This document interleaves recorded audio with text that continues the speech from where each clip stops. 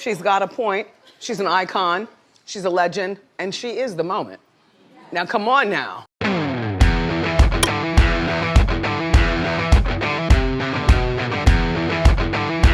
What is up guys, Mark here. Today I'm going to be going over my top 10 songs for Eurovision 2022. Now that we've seen the rehearsals, I'm going to be judging these songs not just on their musical quality or my personal opinion about the song itself, but also my opinion on the rehearsals and how good those performances were and how much I like things like the staging, lighting, the choreography, etc. Now I should note that Italy is not going to be on this list. That is because the rehearsal that we got with Mahmood and Blanco I thought was a bit underwhelming. I really was not impressed with it, and I think that that was because they were super tired, they had a lot of concerts, so for that I don't want to judge them unfairly. So without further ado, let's get into my number 10 spot. In my number 10 is Poland. This is Christian Ackman with the song River. Now you might be surprised to see this entry kind of low on my list. Usually Poland is a little bit higher. I really do like Poland a lot, as you might know from my previous videos. However, this rehearsal was very good. I think Ackman has some of the best vocals in all of the contests this year. However, I was not a big fan of the visual effects, to be honest. I thought that things like the shaky cam and the lightning looked like a bad YouTube intro. I know I'm one to talk, but still, I found it a bit distracting. However, because his voice is so good, and also because I love the inclusion of those Grim Reapers on stage, I give this song a lot of points, and I think this is definitely one of the best entries we have this year. And I do love this song. Like, that's a big thing here. I think the song is really good, even if the visual effects are a little bit over the top. I think the vocals really do save the song, as well as those dancers. I also love the lighting too. I like the colors on stage. I like the use of blue. So overall, the song for me gets a 9.5 out of 10. I think it is very good and one of my favorites definitely this year. Even though the special effects were a bit silly, I don't mind it that much, and I think that the song still can do very well in Eurovision, if not win.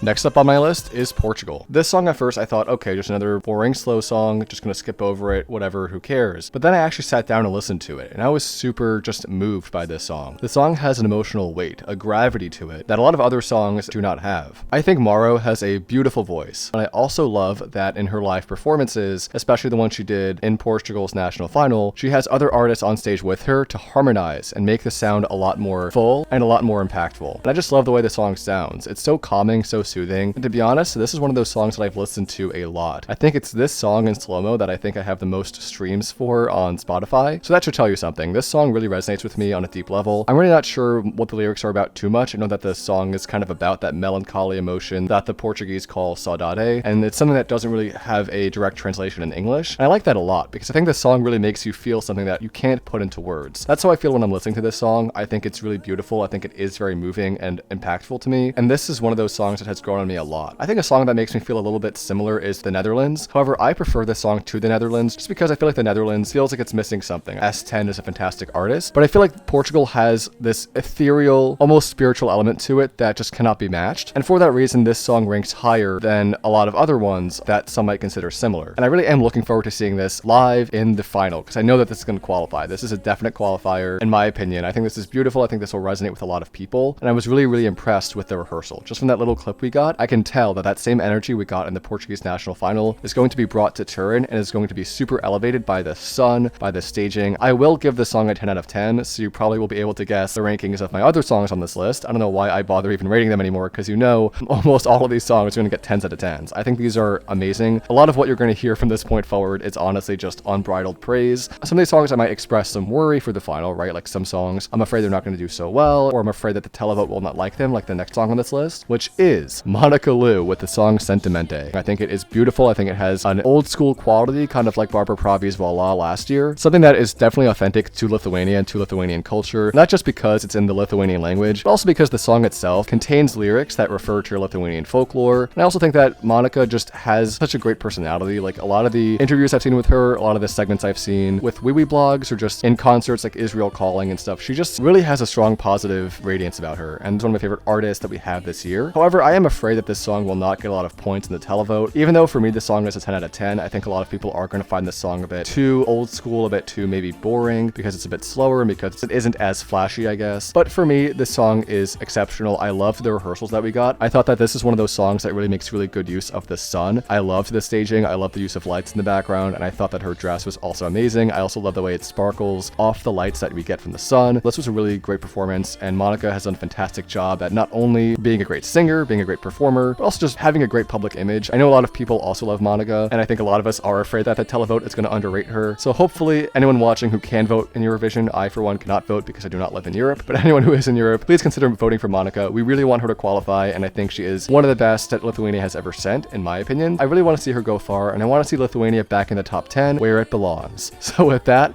we'll move on to my number 7 spot on this list, which is one of the most popular songs this year and the current favorite to win in the odds, Ukraine. This is the song Stefania by Belush Orchestra. This was one of those songs that I wasn't sure about at first. I was never really the biggest fan of rap, but for whatever reason, this song really appealed to me from first listen. I was really impressed with the way it sounded. I loved the ethnic elements in it. I loved things like the flute, the instruments that they were using. I thought it was really unique and really stood out. It wasn't just some typical song trying to copy American tropes. There was something authentic and authentically Ukrainian about it that I really appreciated. I remember watching the performance in Vidbeer, and that was when I realized that the song is actually about the singer's mother and how caring she was for him and how she always stood by him even though he was a troubled kid and really had no one else to believe in him. This is a really heartfelt and emotional song, and because the song is so meaningful, I give it a lot of points. It is something I can definitely resonate with a lot. So seeing this on the Eurovision stage is amazing. I'm really happy that they were able to come to Turin and perform given what is happening in the world right now. I really am just grateful to see them in Eurovision this year. In regard to the rehearsal, this is where Stefania really shines. I think the song is really helped by some of the best staging I've honestly ever seen in Eurovision. I loved the silhouettes of all the singers on the floor. I thought that was really unique and impressive. I also love the tapestry background on the LEDs. That is a great touch too. Unfortunately, we can't see the whole thing because the sun's in the way, but that's okay. Even the sun being there is not that big of a deal. They make use of the lights very well. I think they also compensate for that a lot in the use of graphics on the floor. That was really impressive. Not just the silhouettes in the beginning, but also when they're walking towards the front of the stage. You have those golden streaks on the floor that are really interesting, catch your eye, and I just think are overall very aesthetically pleasing. I've been replaying that rehearsal over and over. I think it was really impressive and really good. I think that this song definitely has winning potential, not just because of what's going on in the world, but on its own, I think that the juries can rank this pretty highly because the staging is so good, and also the vocals are good too. I think the vocals were pretty much impeccable. The rap was flawless in that rehearsal. I think the other vocals are perfect too. It's also great to see Ihor again. I hope I'm pronouncing his name right, but he was from Go Away last year, and I loved Go Away. I loved that song Shum. Those are all just things that I really appreciate about this song. This song is really great, something I did not expect to like as much as I did, and it's also one of the songs that I've streamed a lot on Spotify. Definitely one of my favorites, and really looking forward to seeing it in the final. If this song wins, I will not mind one bit. I think the song is exceptional, and that rehearsal was promising. So with that, we're going to move on to my number 6 spot on this list, which is one of my all-time favorites from the second I heard it, and that is Norway, which is the song Give That Wolf a Banana by one of my favorite new bands, Subwoofer. So happy that they came down from the moon to give us this wonderful piece of music. Give That Wolf a Banana is one of my favorite songs by far. I think that the song is not only interesting because of the singers or the mythos behind it, but the song itself is just a load of fun. The song is super energetic, it's super catchy. I love the lyrics. The lyrics are kind of silly, sure, it's not Mozart, it's not the Beatles or anything lyrically genius, but it is fun, and for what it is, I think it works really well. I think it is exceptional. I think some people have said that the juries are not going to rank this very highly, and honestly, I can see that. The song is not musically a masterpiece, and the juries are supposed to be music experts, but for me, I don't really mind that so much. I will not count that against the song. I think the lyrics and the song itself, that gets a 10 out of 10. It's supposed to be fun. It's supposed to be cheesy and campy. Honestly, that's what Eurovision is. I think Subwoofer is really delivering that. We need an artist that brings back the camp in Eurovision, and I'm so happy that we're having a band like Subwoofer to bring that to the stage. The staging, the rehearsals, that looked really great too. I loved having the golden DJ back. I loved having those dancers in their banana costumes. I thought overall it looked like a lot of fun. Just something that I think audiences are going to eat up. I can definitely see this doing really well on the televote, if not being the televote winner. This just looks like so much fun. There's so much energy in it, and I kind of got bored of it for a bit earlier, but now seeing the performance in Turin, that just made me fall in love with the song again, and I cannot wait to see this in the final because I know that this is going to qualify. I just know that the televote's going to eat this up, and I cannot wait to see Norway get one of their best results since Spirit in the Sky. So with that, we're going to move on to my number 5 spot on this list, which is one of the songs that I think can definitely win this year, and that is the UK. The UK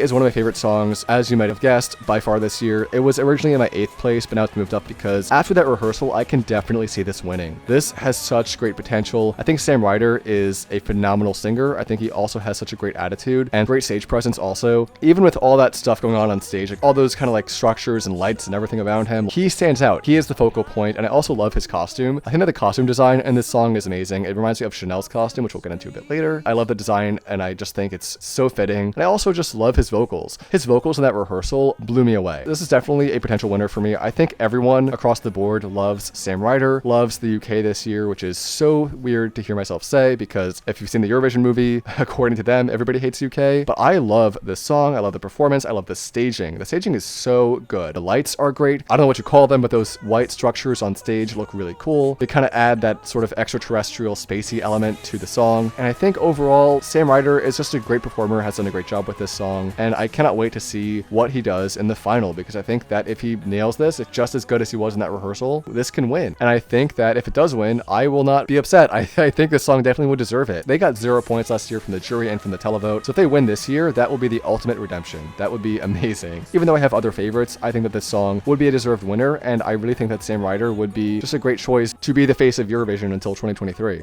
With that, we're going to move on to my number 4 spot on this list, which is the first song of the rehearsals to give me genuine winner vibes. And that is Amanda Tenfjord with the song Die Together. This is, of course, Greece's song, and one of the most impressive entries we've gotten this year. From the music video, I really wasn't sure how they were going to pull this off live. I was actually apprehensive because in the past, some of Greece's stagings have been a little bit iffy for me. Like, I loved the song Last Dance last year, but I felt that the staging with the green screen and everything was a bit kitschy and a bit hit or miss, to be honest. But this song nailed the staging for me. I was shocked by how good this was. I loved Amanda's vocals, and that combined with the blue and the whites and everything in the background was exceptional. I simply got winner vibes from this song. I definitely think that this can win. 10 out of 10. So impressive, so interesting too, and just a beautiful song and a singer with a beautiful voice and beautiful staging. Who could ask for more? With that, we're going to move on to my top 3. So without further ado, my number 3 spot on this list is Sweden. This is the song Hold Me Closer by Cornelia Jacobs, and my goodness, is this one heart-wrenching song. From the second I heard this, I instantly fell in love with it. I resonated with the song very deeply, and I really loved the staging that we got in Melfest. I know some people complained that Cornelia Jacobs is bringing the same staging that we got in Melodifestivalen to the Eurovision stage, and while I agree they are very similar stagings, there really didn't seem to be much difference with a little circle thing in the background. I don't mind it so much, and you know what? Think about it this way. Viewers that watch Eurovision, a lot of them haven't seen Melfest. I think that this is not going to be an issue for a lot of viewers. I think a lot of people are going to resonate with this song still and give it a lot of points. For me, while the staging might have been a little bit of a letdown because I kind of was hoping they would do a bit more than they did in Melfest, I can't really fault it for that. The staging in Melfest was perfect, and if I say that about the staging in Melfest, why shouldn't I say that about the staging in Eurovision? The staging is still exceptional. It just is something that a lot of us have seen before, but again, keep in mind, a lot of audiences are not going to see it that way. So to be fair, I think that this is still perfection. This is a great performance, a great song, and again, Cornelia's vocals, my goodness, makes the song sound so authentic. And again, is this not one of the most relatable songs that I've ever heard in Eurovision? I have been through something very similar to Cornelia, so I totally vibe with her. And this is also a song that I have fallen in love with to the point where I've tried to play this on piano. If you didn't know, I love playing piano. I love also playing Eurovision songs on the piano. Right now, I have been playing Brividi and songs like that. So Cornelia is just exceptional. I think that she's a great performer. I think that her vocals are incredible, and just I love how emotional it is, how groundbreaking, and just how beautiful. So with that, we're going to move on to my number 2 spot on this list, which is SloMo by Chanel.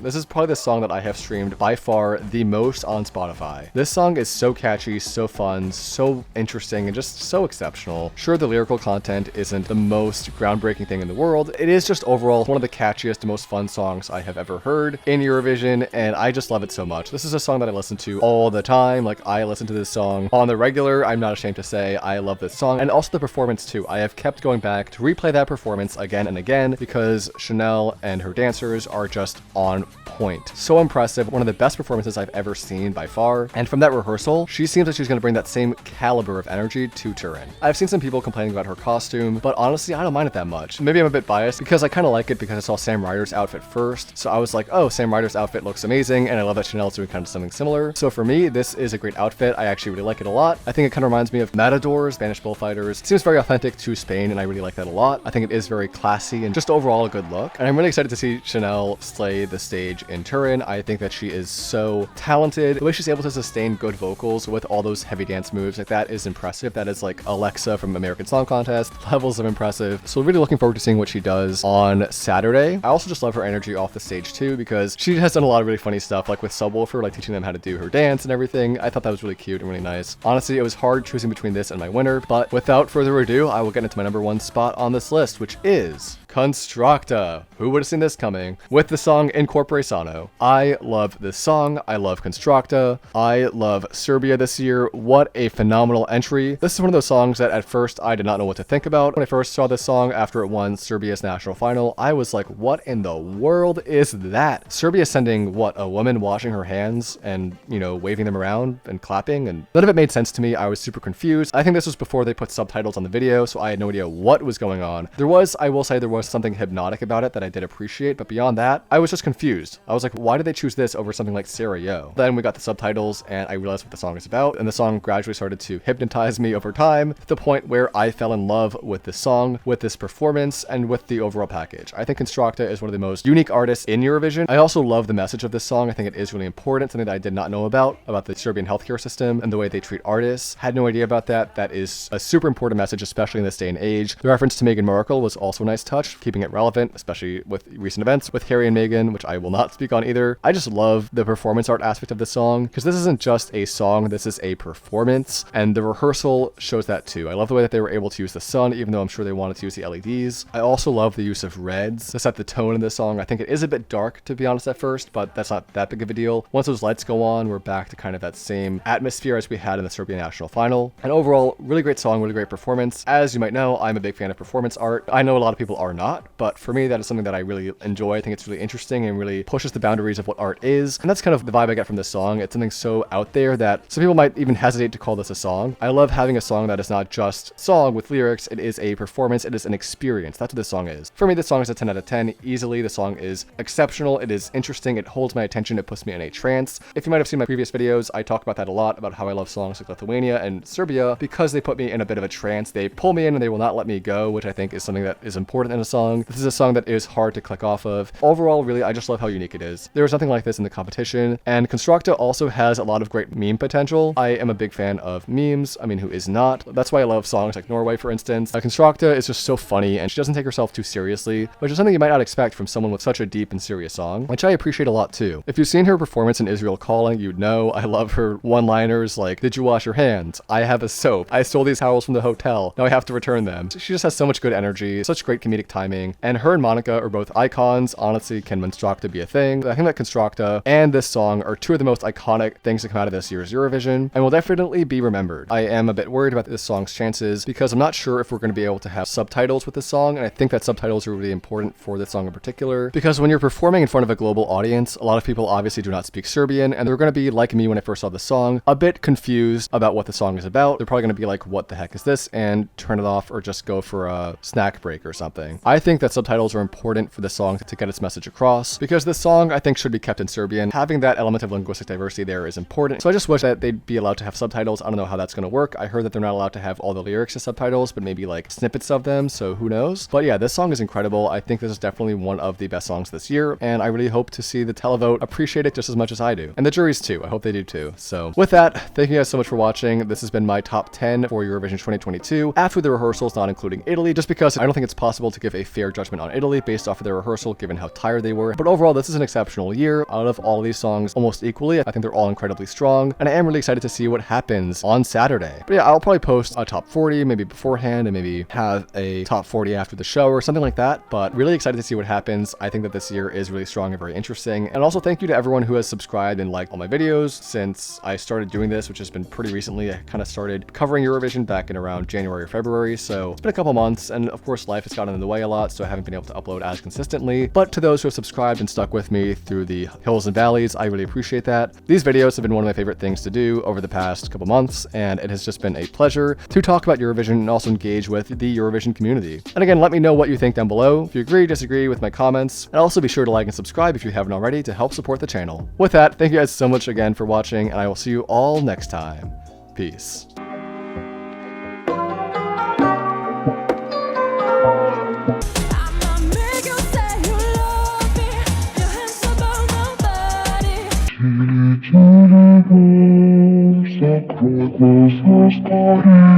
And she is the moment.